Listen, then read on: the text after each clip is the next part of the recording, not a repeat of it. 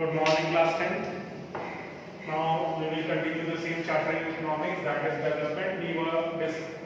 We had discussed about the case study of Maharashtra and Bihar. Today we will start how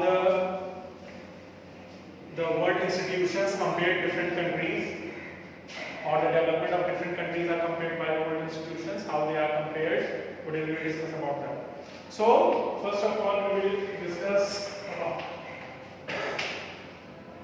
about the World Development Report. World Development Report. It is believed that higher the per capita income of a country, higher is the level of the development. Usually, the level of the development is considered as the development of per capita income. If a country has a more per capita income, then that country is considered to be a more developed country than another country. Okay? So, the World Bank uses the criteria of per capita income to classify countries. Okay? And the per capita income of the country is classified on the basis of dollars, because dollars is considered as the world currency. Because most of the world institutions are dominated by United States of America, and the currency of United States of America is dollars. That is why the world currency is considered in dollars. Most of the countries are compared on the basis of dollars. So, what is the income of a high level country? High level country has per capita income of about $12,736 per annum. Per annum is annually. Okay? If a country has an income of $12,736 per annum, that country is considered as a high level country. Okay? Now, middle level country. Now, low level country. Middle level country we will discuss later. Low level country. Country having US dollars. Okay. Per capita income of $1,045 per annum. That country is considered as low level country. And what is the level of India? On which level India stands? India stands at the low middle level. India is at the low middle income country. The comparison is done on the basis of income. That is why we can say low middle income country. Okay. India has a per capita income of about $5,497. Okay. We can convert this value into the Indian currency system as well. For example, $1 is equal to about 70 rupees. Okay. So 5,497 into 70.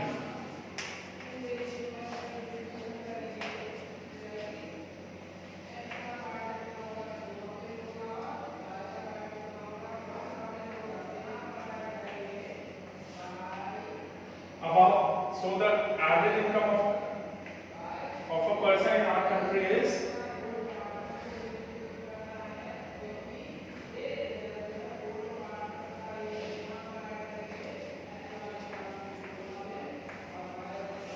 this is annually to be divided by 12. So about 4,000 rupees. So if a person is earning about 4,000 rupees monthly, then that person is considered as a person above poverty line. Okay. Now, which countries come in the category of higher level income countries? Especially the developed countries like USA, UK, Germany, these countries lie in the high level income countries. Okay. Now we will discuss about the Human Development Report. This is the World Development Report. Now we will discuss about the Human Development Report. Human Development Report is made by United Nations. Therefore, it is known as United Nations Development Program. United Nations Development Program does not consider only income. It also considers other criteria as well, like health, education. So, not only income, United Nations Development Program considers other criteria to see the difference of the level of development between various countries. So, so we can discuss our data regarding India and its neighbors. India and its neighbors, there is a criteria given. For example, the per capita income of, we discuss about some of the neighbors of India. Per capita income of Sri Lanka, for example. And Sri Lanka is our neighbor. Per capita income of Sri Lanka is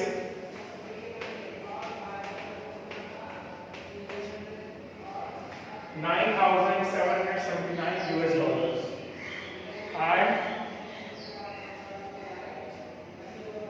India is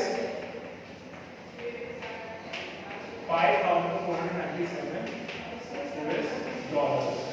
So you can see that Sri Lanka, being a very small country, has higher per capita income than India with such a large amount of population. There is a huge difference. Sri Lanka इतनी छोटी country होते हुए भी उसकी जो per capita income है India से बहुत ज्यादा है। ऐसा क्यों? क्योंकि इंडिया के पास अदर प्रॉब्लम्स हैं। श्रीलंका के पास जहां पे लो पॉपुलेशन होती है वहां पर हेल्थ फैसिलिटीज और एजुकेशन फैसिलिटीज देना उतना ज्यादा टफ नहीं होता। इंडिया में भी ये चीजें दी जा रही है, लेकिन क्योंकि इंडिया की पॉपुलेशन बहुत ज्यादा है तो हर व्यक्ति तक ये चीजें नहीं पहुंच पा रही और इंडिया में लेवल ऑफ पॉवर्टी भी बहुत ज्यादा है।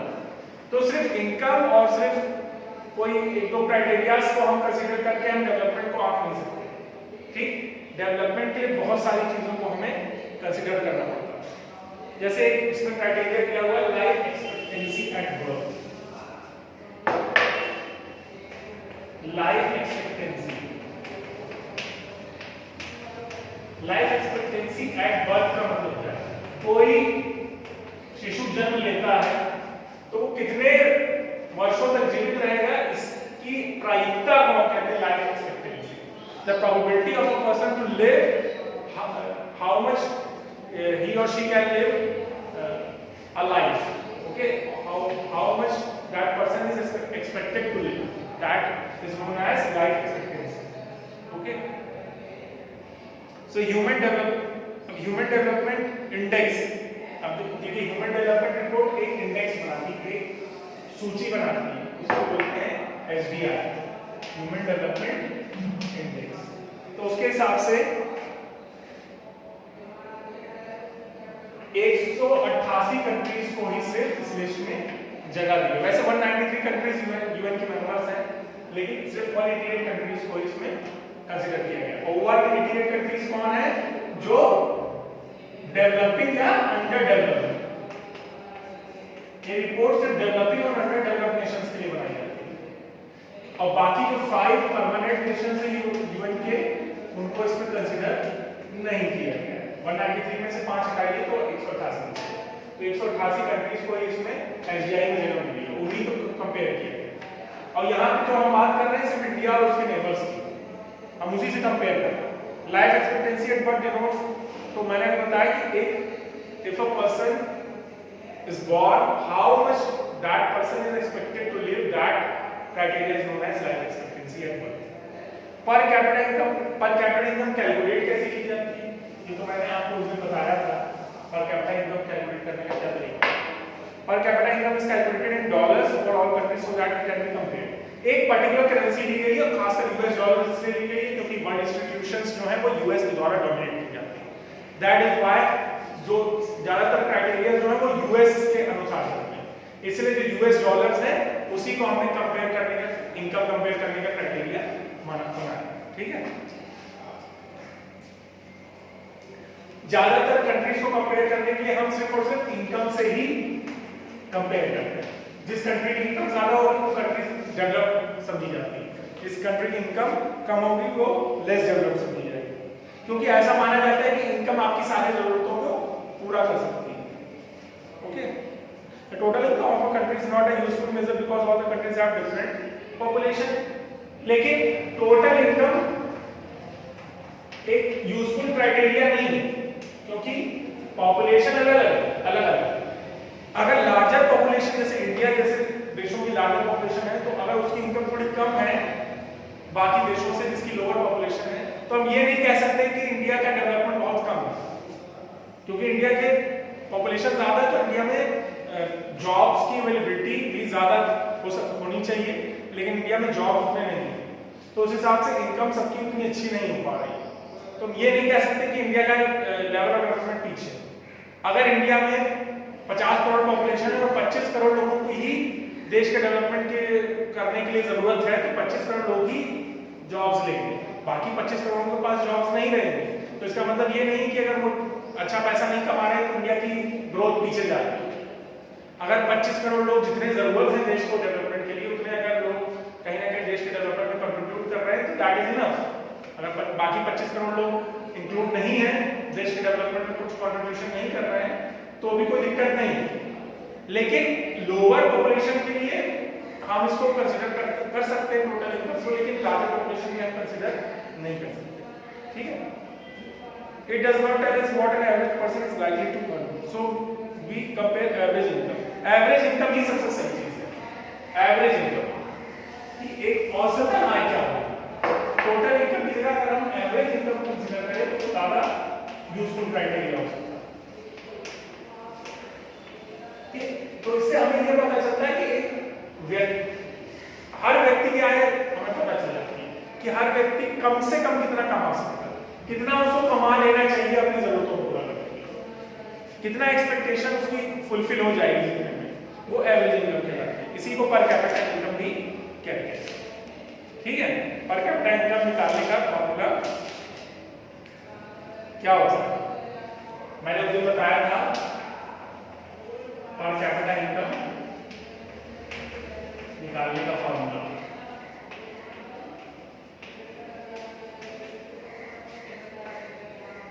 Total income upon total population. पूरे देश की जितनी इनकम है उसको या gross national product is the value of the goods and services produced in a country and the value which is gained by the income which is coming from abroad. देखिए क्या होती है पर कैपिटा, या एक शब्द use होता है gross national product या जीडीपी भी होता है, ये जीएनपी जीडीपी ही कहते हैं, ग्रॉस डोमेस्टिक प्रोडक्ट। तो ग्रॉस डोमेस्टिक प्रोडक्ट में तो ये हो जाएगा कि total value of goods and services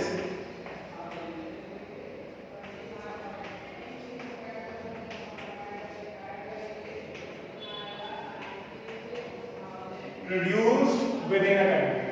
goods और सर्विसेज जो हमारे देश में प्रोड्यूस की जा रही है उसकी वैल्यू को हम टोटल कर लें और जो इनकम हमें अब्रॉड से जनरेट है, मान लीजिए हम कुछ सामान एक्सपोर्ट करते हैं उससे जो हमें इनकम जनरेट हो रही है उसको भी हम ऐड कर लें, तो जो निकल के आता है वो हमारा कहलाता है ग्रॉस डोमेस्टिक प्रोडक्ट या जीडीपी। ठीक है,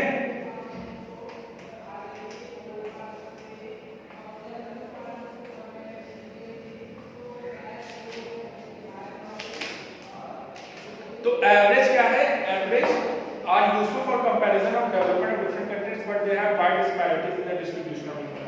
देखिए एवरेज बहुत एक अच्छा क्राइटेरिया होता है कंपैरिजन करने का, लेकिन इनकम की डिफरेंस बहुत ज्यादा देखने को मिलता है।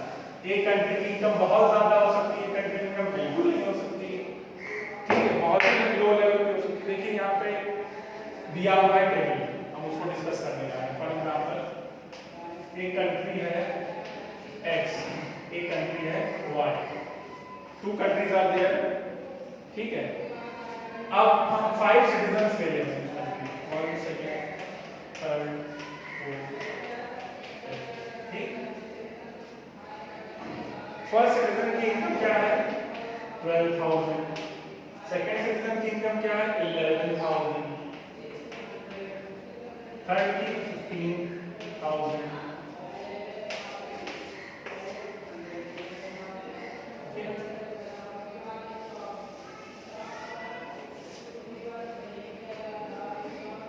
$12,500, 11,750। अब हम वाई कंट्री लेते हैं, इसमें पहले की इनकम है 500 रुपए, दूसरे की इनकम है 200 रुपए, तीसरे की इनकम है 700 रुपए, चौथे की इनकम है 800 रुपए और लास्ट वाले की इनकम है 14,500। तो आप देख सकते हैं कि जो एक्स कंट्री है उसमें इक्वल डिस्ट्रीब्यूशन ऑफ इनकम, और यहाँ पे कोई वाई नेशन के जो सिटीजन्स है उनमें अनइक्वल डिस्ट्रीब्यूशन ऑफ इनकम है। किसी एक व्यक्ति के पास बहुत ज्यादा इनकम जनरेट हो रही है और बाकी लोगों के पास बहुत कम इनकम है। तो यहाँ पे देखिए वाई जो कंट्री है उसमें लार्जर सेक्शन ऑफ पीपल के पास बहुत लो लेवल ऑफ इनकम, ठीक, बस, और जो इनकम है वो किसी एक के पास सेंट्रलाइज होकर रह गई और यहाँ पर इक्वल डिस्ट्रीब्यूशन ऑफ इनकम। तो यही ये एवरेजेस हमें कंपैरिजन करने में मदद करते हैं। देखिए हमें यहाँ से ये पता चल गया कि सिटीजन्स के बीच में कितनी इनकम की डिस्पैरिटीज है, कितनी विविधता देख सकते हैं कि कहीं पे इनकम बहुत ही कम है, कहीं पे इनकम बहुत ही ज्यादा है, कहीं पे बराबर मात्रा में इनकम सबको प्राप्त है, ठीक है। तो अब हम क्या कहेंगे अगर हम इससे कुछ हम इसका आउटपुट निकालें, क्या देखेंगे, कौन सी कंट्री ज्यादा अच्छी है? जाहिर सी बात है X is more developed than Y, because यहाँ पे ज्यादातर सिटीजन्स के पास गुड इनकम है, यहाँ किसी एक सिटीजन के पास ही ज्यादा इनकम है वाई, लेकिन यहाँ एक्स कंट्री में देखिए इक्वल डिस्ट्रीब्यूशन ऑफ इनकम है, ज्यादातर सिटीजन्स के पास हेल्दी इनकम है, that is why X is considered as more developed country than, ठीक है। तो ये एवरेजेस से हमने कंपैरिजन कर लिया डेवलपमेंट का। तो average would be a useful criteria for the comparison of income level of different countries. Now we will talk about economic growth.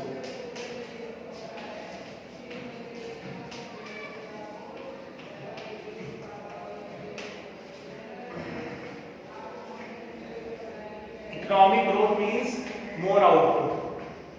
अगर सेम लेवल ऑफ पॉपुलेशन जो है वो ज्यादा आउटपुट दे सकती है, ज्यादा प्रोडक्टिविटी दे सकती है, तो हम कहेंगे कि इकोनॉमिक ग्रोथ हुई है, ठीक है। फॉर एग्जांपल अगर एक इंडस्ट्री है, इंडस्ट्री का एग्जांपल हम लेते हैं, फॉर एग्जांपल एक इंडस्ट्री है टेक्सटाइल इंडस्ट्री, ठीक है, कपड़े की फैक्ट्री है, वहां पर सालाना 5 लाख शर्ट बनाई जाती है, 5 लाख शर्ट्स बनाई जाती है। अब 5 लाख शर्ट्स ही क्यों बनाई जा सकती है? क्योंकि एक लेबर की प्रोडक्टिविटी जो है वो 5,000 शर्ट्स की बनाती है, ठीक है। एक लेबर की प्रोडक्टिविटी है 5,000 शर्ट बना सकता है, और उस पर्टिकुलर एरिया में या तो पर्टिकुलर इंडस्ट्री में 500 लेबर काम करते हैं, 100 लेबर काम करते हैं, इसीलिए सालाना वो 5 लाख शर्ट ही बना पाते हैं। या तो हम क्या कर सकते हैं, या तो हम लेबर की प्रोडक्टिविटी बढ़ा सकते हैं, या तो हम कुछ दूसरे कैपिटल को इंक्रीज कर सकते हैं। देखिए दो तरह के कैपिटल होते हैं, फिजिकल और वर्किंग कैपिटल। वर्किंग कैपिटल जो है वो मनी को वर्किंग कैपिटल कहा जाता है, money in hand is known as working capital. और उसके अलावा जो मशीनरी और टूल्स यूज होते हैं वो आपको क्या कहलाते हैं, फिजिकल कैपिटल। अगर मशीनरी हम बहुत ज्यादा अच्छी जनरेट कर लेंगे तो इतने ही नंबर ऑफ लेबर्स में ज्यादा प्रोडक्टिविटी हम दे पाएंगे, और मशीनरी तभी हमारे देश में अच्छी हो पाएगी जब हमारे देश की पहले से इनकम अच्छी होगी। अगर हमारे देश के पास इनकम अच्छी नहीं होगी, उस इंडस्ट्री में जो भी एंटरप्रेन्योर जो बिजनेस का रिस्क ले रहा है, अगर उसके पास कोई अच्छी इनकम नहीं होगी तो वो मशीनरी अफोर्ड ही नहीं कर पाएगा, ना लेबर बहुत ज्यादा अफोर्ड कर पाएगा। तो लेबर्स की प्रोडक्टिविटी तभी इंक्रीज होगी जब या तो हम उन्हें ज्यादा समय दें या ज्यादा अच्छे इक्विपमेंट्स प्रोवाइड करें, तो वो ज्यादा प्रोडक्टिविटी जनरेट कर सकता है। तो वो अगर उनके पास अच्छी मशीनरी होगी तो वही 5 लाख की जगह 10 लाख शर्ट जनरेट कर सकते हैं। तो 10 लाख शर्ट जनरेट करेंगे तो ज्यादा बिकेगी तो ज्यादा इनकम जनरेट होगी, ज्यादा इनकम जनरेट होगी तो ओवरऑल इकोनॉमिक ग्रोथ में असर पड़ेगा। ज्यादा आउटपुट ही इकोनॉमिक ग्रोथ का क्राइटेरिया होगा, ठीक है। सो अब इकोनॉमिक डेवलपमेंट के बारे में we will discuss in the next video. Thank you class.